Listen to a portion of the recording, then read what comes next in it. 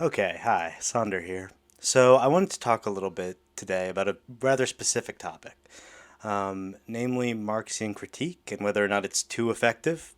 I'm also going to do another video today, which is a little longer, a little more stream of consciousness, but on Cat's Cradle specifically and why I like it.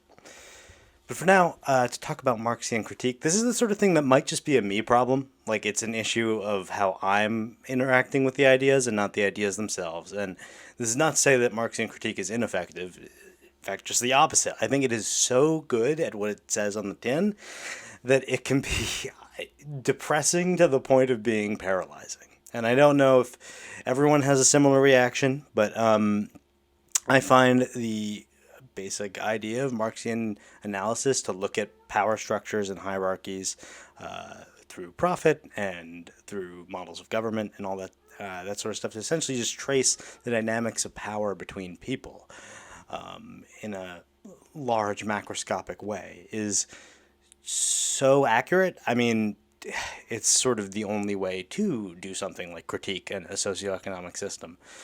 But it's so accurate and so applicable to a late stage capitalist society that sometimes I feel like my awareness of the corporate nature of almost everything being produced on our planet, all the TV shows that Netflix suggests to me, all the billboards I pass while driving down the street, the storefronts I pass,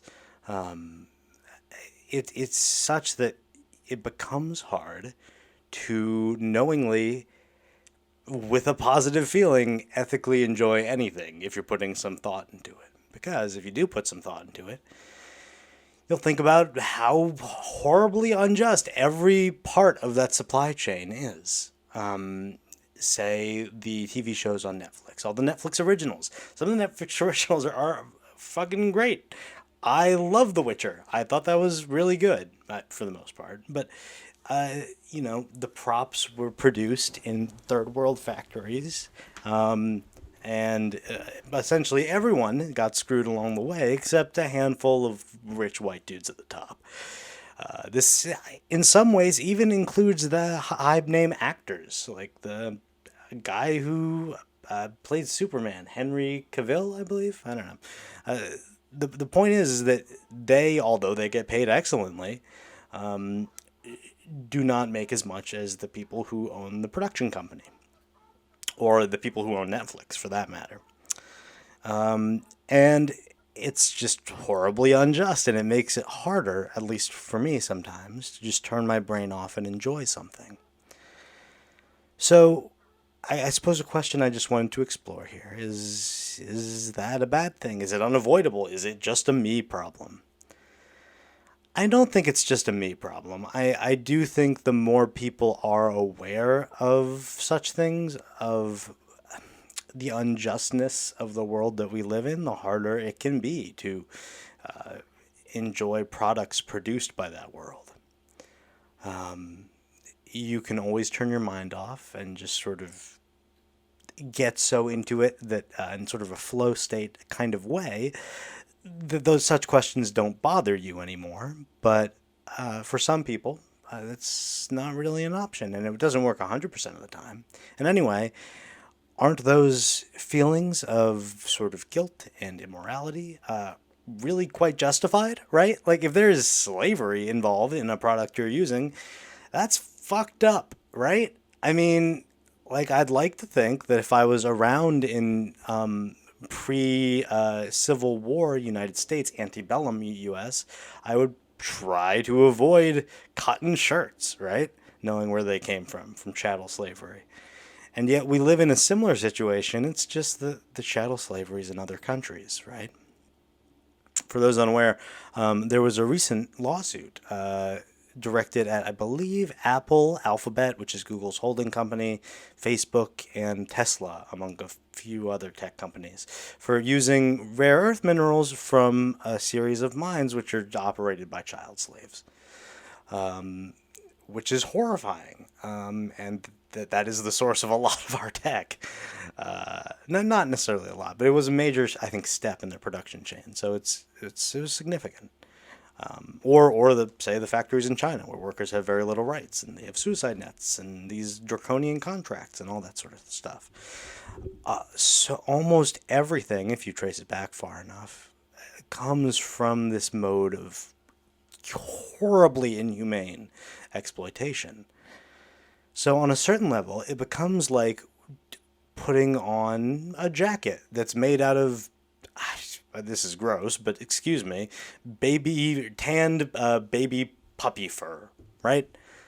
I or puppy skin, I suppose. Yeah, you would tan the skin. The point is that that would be really gross, right? Knowing that you are wearing something made from the suffering of another creature that is likable, like a puppy. Well, I would say humans have the potential to be much more likable than dogs, even, and they certainly live longer and certainly can feel pain more and understand the nature of their suffering more. And so, how can people be okay consuming any product? I don't really have a practical solution for this. I think that it's sort of just something you have to deal with when you live in a late capitalist society and think about things. Because if the critique is accurate, then those emotions are more or less justified. The feelings of guilt, of disgust, of anger. Even if the product is fun, and if you hadn't had those thoughts at all, you might just be enjoying watching Henry Cavill do his thing as Geralt of Rivia, Witcher. But that feels wrong, right? Advocating for a lack of thought. And that's actually kind of a segue into what I wanted to talk about in just a second. I see my cat in the background. He's my co-star. His name's Vigo, by the way. Very fluffy boy. Right, that sort of segues into the second part of what I want to talk about, which is Cat's Cradle. But I think it's best to make these two separate videos. So I guess the takeaways for this first part is how does one deal with this critique being so accurate that it sometimes really brings you down, or else makes you angry in a way that can't easily be resolved, right? My anger, sadly, I can't just throw burning dog shit at Jeff Bezos's house whenever I want. I gotta take a few days off work to make the big trip out of that, and it's not practical to do it every day. So, you can't really vent the anger in many productive ways, and the sadness obviously is sort of, to an extent, just suffering. You can channel it into volunteering, which is perhaps the most recommended way to use that. Simply helping other people, mutual aid, so charity, in other words. In some ways, mutual aid is slightly different, I suppose, but also getting involved with the DSA or local orgs or unions. Those are all excellent ways to use that energy. And I guess that's part of why I turned on the camera to talk right now, because I got a lot of angry, ranty energy just flowing around inside me, because I made the horrible mistake of thinking for a moment about where the components in my TV came from, and I looked it up, and I was disgusted by the answer. So, I suppose if people would like to talk about it in the comments, I'd be curious to hear how you deal with this relatively impotent anti-capitalist rage, or the sorrow you feel about the destruction of our Earth, or the exploitation of people to create most things that we enjoy in the quote-unquote first world. I'm interested to see what the audience thinks, and more than that, I think it's an interesting topic, right? Like, at what point do you draw the line between having an accurate perception of reality and all the injustices therein, and turning your brain off so you don't become so depressed or angry that you do something self-destructive, or even just impede your ability to help any sort of revolution or improvement of other people's lot in life? There's a point in which those feelings are definitely no longer effective, right? Points of depression, or I guess anger stirring people to violence, which, unless it's a very particular kind of collective violence, often really doesn't work very well at solving these systemic issues. And those emotions, in that sense, kind of just get in the way. And more than that, it hinders people's ability to live happy lives. But on the other hand, simply being happy and content and plugging your ears seems to have been the default state of most people up until, I don't know, like the climate science sort of got out of the suppression bubble it was in due to Exxon and BP in the mid 2010s or so, and actually started being concerned about climate change. That sort of apathy was, from what I've gathered, it's much more commonplace. And obviously, that has been a horrible thing for our planet already. I suppose those are slightly two different topics, eco anxiety and negative feelings surrounding products created by capitalism, but the way I see it, they're related. I think there's a strong argument to be made that oil wouldn't be used at all if there weren't companies with a profit motive trying to push it. Since at least, I don't know, the 2000s, when it was technically feasible to create renewables to power the world enough, really, if it weren't for the funny made up numbers that we call economics. I'm getting off on a slight tangent, but the point I'm trying to make is that that apathy that got us in this mess in terms of climate change seems deeply immoral. And a lot of that guilt, at least for me, often comes in the form of, well, by my choosing to think happy thoughts or just ignore it and enjoy The Witcher season one, you're kind of complicit. And that's an uncomfortable feeling. I don't want to be immoral. So I suppose there is some middle ground there, right? Where you compartmentalize the anger and sadness around capitalism or climate change and try to get what enjoyment you can out of capitalist products anyway. I guess that's usually what I try to do day to day. But I think it is an interesting and frankly debatable moral question on whether or not that attempt to sort of soothe yourself back into complacency is unethical.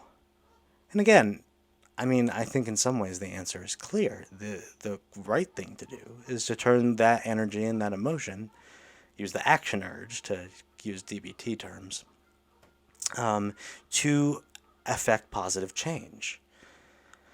The only issue is that, frankly, the issues of climate change and capitalism often feel so large and so daunting that working to fight them can often be depressing in and of itself. Like, again, I am highly recommend, if you feel similar feelings, to volunteer with the DSA or honestly, they cover both the ecological disaster and unionizing and labor and fair pay fronts. They have divisions for both, but if you have a similar leftist org you'd like to join, then good for you. The point being, though, is that getting involved in some sort of positive way is definitely the recommended course of action. The only issue is that A, that takes energy, and often what you're trying to do is just relax, and B, it can sometimes be discouraging. I think it's worth it, but there have been a lot of leftist talks I've been to that I've come out of motivated, yes, but also kind of just a little bummed out to the point where I don't really want to do much with the rest of my night, let alone call bank for unions. And I do think that's a problem emotionally, morally. And I imagine it's a somewhat relatable one, if only because a lot of people who I've talked to who are in a similar wavelength about what's happening to the planet, about capitalism, about all this stuff, are understandably often very upset and or depressed and or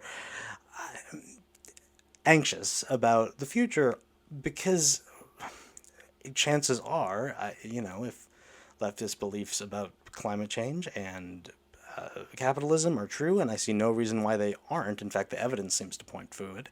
Then we are living on a dying planet that is not only dying, but dying for no good goddamn reason, and we are more or less destined to remain peasants for most of our lives.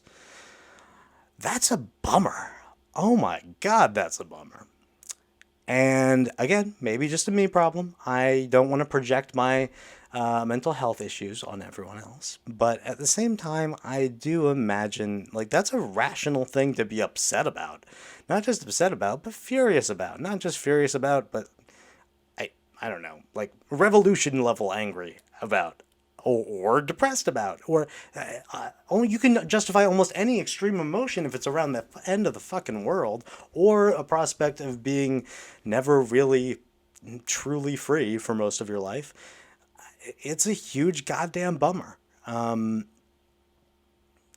Yeah. So I suppose there's a dialectic there, sort of gradient between ignoring the painful truth of our reality and fully accepting it and leaning into the emotions that that stirs up. And I think it's an interesting one.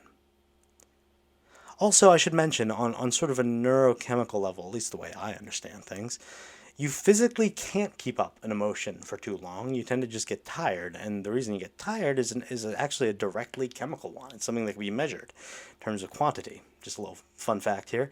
The way some antidepressants work, serotonin selective reuptake inhibitors, for example, are a big one. What they do is they essentially stop your neurons from reabsorbing their neurotransmitters, because that results in them staying in the synapse longer, and sort of that one pulse lasting longer. So doing it with serotonin often results in improved mood. But another effect of that is that cells can essentially run out of chemical charge.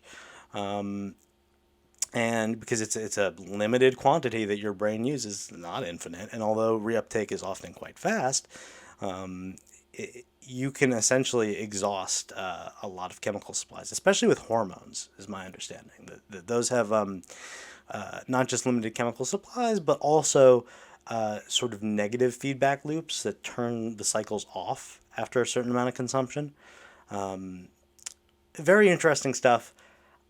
I'm just basing this off of the vague memory I have from biochemistry, so if I'm wrong, I apologize. But interesting subject, regardless, and something I probably should look into on Wikipedia after this video is over. Well, yeah, that's pretty much it. I guess the point is that you can't sustain rage for too long, although depression sure does stick with you. And those emotions, I think, are reasonable responses to the world ending due to fat cat oligarchs who really just want to expand their own bank account and add, again, imaginary zeros, as opposed to, helping any other human being stay alive for more than a century. And it might cause the extinction of our species.